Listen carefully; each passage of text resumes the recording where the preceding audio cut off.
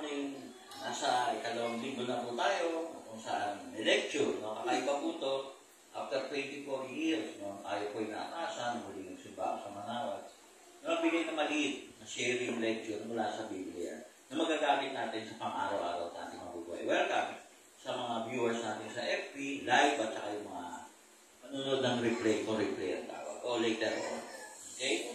So, patanggal naman yung baso ko kasi tatamaan yung camera mamaya. So, may viewers na ba tayo bago tayo magpatuloy? Wala pa. So, isa, si Arian Joy pa yan. Isa lang, nandito pa sa live viewer. Okay, good morning po sa inyo. So, saan manggagaling? Ngayon po manggagaling sa libro ng Mateo, pero tayo natin ko. Pwede magtanong. Yung mga nasa live viewing at saka yung mga pasyente o mga taong naririto po, pwede kayo. Okay? Yan po yun. So, linggo-linggo po, meron tayo. So, ulitin lang ito sa Miyerkules para naman sa kapakanan ng mga Wednesday group. Kasi po sa mga pasyente ko, meron Saturday group. Sabado sila nagpupunta. At meron din naman Wednesday sila nagpupunta. So, magkaibang crowd. But of course, may mga pasyente po tayo na Miyerkules at Sabado naririto. Wala namang masama po. Actually, doble biyaya mo. Okay, meron na. Kahit isa, magugo na ako, wala pa. So, 6. Good morning po sa unang 6. No? Babasahin ko na po. Mula sa libro ng Mateo, kabanata 5 o 5, mula sa versikulong 11 hanggang 12. Ito po sinasabi. Mapapalad kayo kapag kayo ay nilalait, inuusig, at pinagsasabihan ng saring kasamaan na pawang kasinungalingan dahil sa akin. Magala kayo at magsaya sapagkat malaki ang gantimpala ninyo sa langit. Sapagkat gayon nila inusig ang mga propeta na nauna sa inyo. So, sino po nagsasalita dito? Si Kristo po. Yan yung series of kanyang sermon sa bundok, no? Yung unang labas niya. Okay? Mula sa Mateo, kabanata 5. So, ito na po, tatalakayin na natin. Mapalad kayo. So, swerte daw. Sino mga swerte? Tayo. Pag nilalait. Ano ba yung nilalait? Sinasabihan pangit. Sinasabihan yan na po, may commercial dumaan. Brought to you by, hindi po, may lalapang commercial. Brought to you by Vivero Shirt. Live po eh. So, sa mga ting po, no? Pag nilalait, paano pag nilalait? Isa kang mahirap, isa kang dukha, isa kang pasluba, isa kang pangit, isa kang pandak. Lahat ng panlalait, yung talagang pinipersonal na gusto. Anak ka ng magnanakaw, anak ka ng nakulong, lahat ng wala ka namang kinalaman. So, ano ibig sabihin nung wala ka namang kinalaman? Kasalanan mo bang ganyan itsura mo eh? Anak ka ng magulang mo. Diba? Kaya gagawin natin, itanggapin mo na lang. Diba? So, kung tayo inuusig, ano yung inuusig? Yan. Nadidimanda ka. Wala ka namang kasalanan. Dinadamay ka. Wala ka namang kinalaman. Diba? So, inuusig ka. Pinagbibintangan ng sari-saring kasamaan na pawang kasinungalingan. So, ano yung mga kasamaan? In-invent ko lang kasinungalingan. So, dahil sa akin, ito yung maraming hindi nakakaintindi. Ano ba yung ibig sabihin dahil sa akin? Kailangan, ang paniwala ng iba, yung nagsasalita ka tungkol sa Diyos yan. Pagbibintangan ng sari-saring kasamaan. Hindi po yun. Pag sinabi ng Diyos ng dahil sa akin, sumusunod ka. Hindi ka tumanggap ng sugod. Hindi ka pumatol sa mga kagustuhan nila. Kasi ganun yan eh. Pag hindi ka sumama sa kanila, kalapang ka namin. Masama nga yung ginagawa nyo, kaya ayoko sumama eh. Yun yung sinasabi niya, dahil sa akin. Sa akin ano? Mga aral, pananaw, utos ng Diyos. Tama. So kaya, wala tayong magagawa. So, nilalait ka kasi dahil panguha, bawal ng yung mga sa sobrang pagpapaganda, pagtatato, pag kung ano-ano. Diba? O lalagitin ka, walang kilay, ginawa mo yung patato. Eh, pag binasa mo yung Biblia, bawal mong patato eh. Diba? So, dahil sa akin lahat yun, kasamaan ang dami. Hindi porket nagnanakaw ang lahat, eh, dahil okay sila, magnakaw ka na rin. Eh. So, ano mangyayari? Magalak kayo at magsaya. Ano sabi? Magsaya kayo, matuwa kayo. Bakit? Malaki ang gantimpala. Ito na naman, may mali. Sa langit. Ang feeling ng lahat, ang turo ng marami na napapakinggan ko, pag namatay ka pa, tsaka ka magagalak. Wala pong patay na nagalak. Tama ba? Pag napatay ka po, kung neutral ang itsura mo, ang sex mo, gano'n na rin ang emosyon. Hindi ka na magagalak dahil kukunin mo yung gantimpala. Gantimpala ninyo sa langit. Anong ibig sabihin? You cannot even differentiate what is heaven, hell, and earth pag patay na kayo. So, paano kayo gagalak? Kaya nga kayo magagalak at magsasaya, yung gantimpala niyo, magmumula sa langit, dito nyo sa lupa, tatanggapin. Nakuha nyo? Kasi kung sa langit mo pa makukuha, useless. Pointless. Walang saysay. Kapag kayo din, nila inusig ang mga propetang nauna sa inyo. Even Christ, inusig. Kaya kung ano yung dinadanas ninyo, dinanas na yan ng mga mas magagaling pa sa ating lahat. Kaya lang, ang problema, hindi nyo alam kung kailan nyo kukunin yung gantimpala. Marami sa atin umaasa ang gantimpala sa langit makukuha. Di ba? Ang linaw-linaw naman po ang gagaling sa langit. Malaking gantimpala ninyo sa langit. Sa langit po ba kumunin manggagaling yan sa langit? Kasi sa langit po, di ba, walang problema. Walang oras. Walang space. So, ibig sabihin, even the emotion is neutral. Paano ka magagala? Paano ka magsasaya?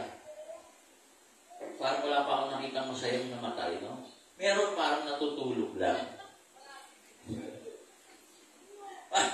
Nakakita ka ba na nakaburol? Ang saya-saya niya. Di ba pakikita mo lang, parang tulog lang. Ayun ka lang, di ba? Ikaw kaya, pag namatay ka, tawa ka lang. Ang saya-saya niya, wala namatay. Usually po, ang masaya pag may namatay, yung napamanahan. Ang malalaki yun, masaya yun. Tama po ba? So sa mga tweet, sa lahat po ng ating dinadanas na kabiguan, dinadanas ng pag-uusig, yung mga salbahay sa paligid, hayaan nyo lang sila. Hayaan nyo lang sila. Kasi, dapat kayo magsaya. Maliwanag yan. Hindi sinabing patulan nyo. Hindi sinabing umiyak kayo. Hindi sinabing magpa-apekto kayo. Kasi sinasabi, maggalak kayo. Magsaya kayo. Tama na naman yan. Paliliwanag ko kung bakit. Inaasar ka na. Inaasar ka na. Tapos tuwa-tuwa ka pa. Ano ba ang gusto ng mga nangasar? Mapikon ka. Pumatol ka. Yun ang gusto nila. Tama, mali. Ang sarap kayang asarin ang mga napipikon. Tama? Pero yung mga patuwa-tuwa pa, normal. So hindi na nila alam. Kaya nga tama, Biblia. Magalak ka. Anong pwedeng unang-unang biyaya na makukuha mo? Kung sino yung mga umusik sa'yo pagdating ng panahon, kakampi mo na. Meron ako isang, bago pa ako, no? Healer ako. Tipolos. Sa may, pataas na lugar, Cloud 9. Andun ako, na-invite ako. Nagkataon, puro mga born again pala, na-invite ako. So, nahiya nga yung host, sorry sa akin. Sikat na sikat ako. Bago pa lang ako, ikaw yung nasa TV, kayo nasa radio. Sabi ng born again na pastor, sa demonyo daw ako. Kapangyarihan ko daw, galing si kay Satanas. So, kayaan ko lang. Marami siyang sinabi. Basa pa siya ng Biblia. Asa ka? Di natapos na siyang kakadakdak niya. Wala akong sinabi. Bago pa lang ako eh. Sabi ko, Pastor, anong pangalan ng Diyos mo? Sabi ko, sa akin kasi Kristo pangalan. Sabi niya sa akin kay Kristo, tunay na Kristo. Okay. Pero yung Kristo ko, ang turo sa akin, huwag ako manghusga ng kapwa ko. Kasi ang panghusga, tanging sa Diyos Ama lamang ang may karapatan. Yun ang turo ng Kristo ko. Ano pangalan po ng Diyos nyo? Natahimik siya eh. Natahimik siya. Lalo na po sa taong hindi nyo kilala. Nag-isip siya, natahimik siya. So, bandang huli, siyempre, may naniniwala naman, nagpagamot sa akin. Nawala yung pastor. Kasi tinitignan ko eh. Kung gagawin niya, kung sasabihin niya, makawain ako eh. Parang sinabihin ako sa demonyo ka. Sa demonyo galing ang kapangyarihan mo. Ikaw, sabi sa Biblia. Kaya mo lang. Maya-maya, bumalik. Dala yung nanay. Papagamot niya daw. Ha? Hindi. Kung nung hawakan ko na, sabi ko, gagamutin na po siya ng inyo. Sabi, hindi. O, sige po, gagamutin na po siya ng kapangyarihan galing sa impyerno. Sabi nga, hindi, sa Diyos ka. O sabi niyo po kanina, balik ako, kapatid, sa tawad. Nakita niyo? Kaya, galak na galak ako, noon at ngayon. Masaya ako, noon at ngayon. Bakit?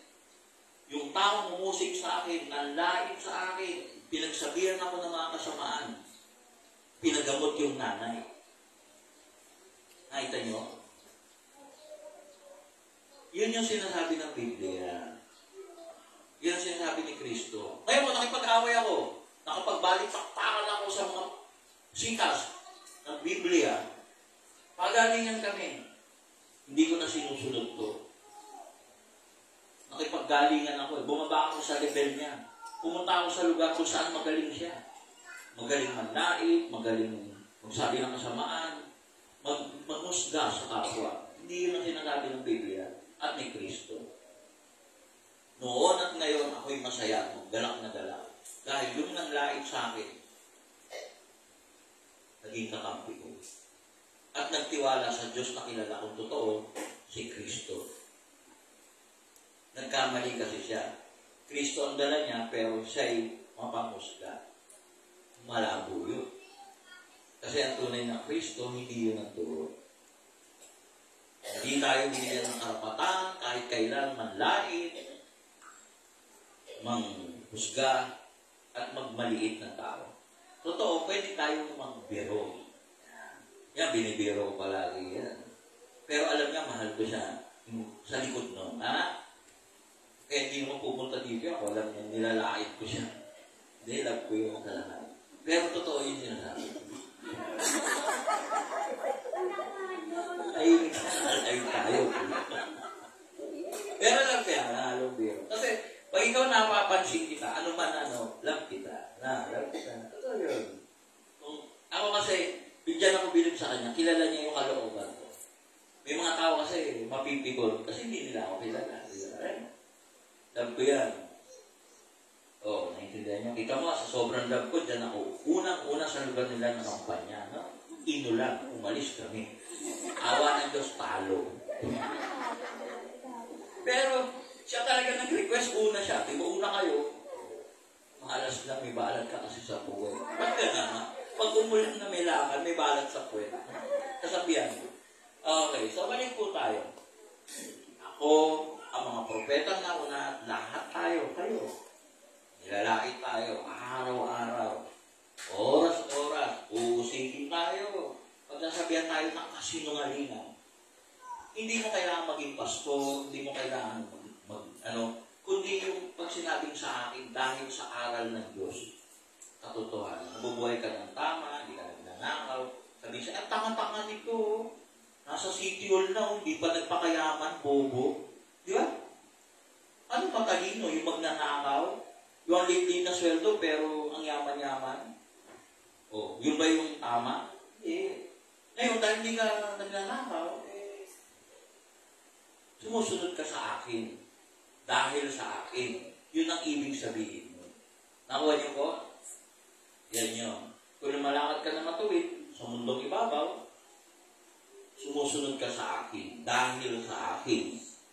Tama po ba yun? Pag sinabing dahil sa akin, obligasyon at responsibilidad ng Diyos, lahat ng bagay na kanyang sinabi, ginawa, na nating pinaniniwalaan at ginugusto. At ano kapalit, no? Magala kayo dahil ang ibibigay sa inyong gantimpala. Anong gantimpala? Diba? Sobra-sobra sa inaasahan mo. Nakuha niyo po? So, yun po yung maliit nating sharing sa ngayon. May sakit kayo, kahit ang sitwasyon nyo, hirap kayo, marami kayong maririnig. Pero pag mayaman kayo, kahit galing sa nama, bidang-bida ka, promise. Ang daming rumirespeto sa iyo. Pero kung ikaw mahirap dahil ka sumusunod sa Diyos, dahil hindi ka gumawa ng masama, bobo ka. So, hayaan mo lang.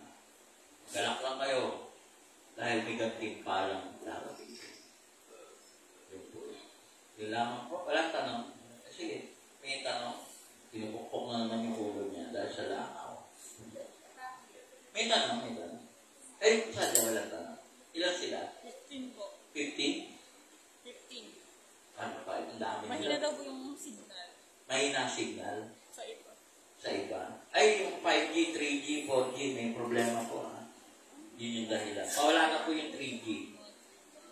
Hindi po na kayo ng pabiling phone ng 5G. Totoo po yun. Minalam ko na po yun. Kasi pag sabay-sabay kayo nagbili yan, mamahal yun. Okay?